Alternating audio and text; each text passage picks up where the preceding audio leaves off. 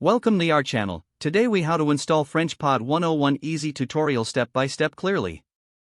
To install FrenchPod101, start by visiting the official website. Locate the download section on the home page. Choose the version that is compatible with your device. Click on the download button. Once the file has downloaded, locate it in your device's downloads folder.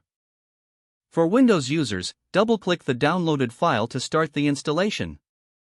Follow the on-screen instructions to complete the installation process.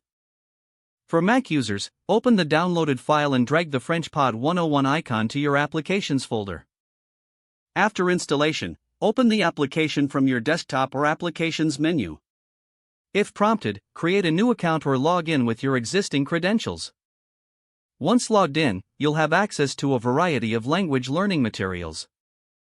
Familiarize yourself with the interface to navigate features easily.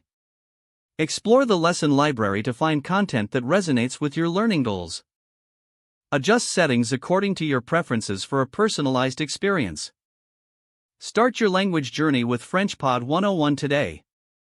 If the page does not load, refresh the browser or try again in a private or incognito. Make sure you are using the correct email address, then retype it carefully to avoid small typos. If your password is not accepted, use the reset option and create a new strong password you can remember.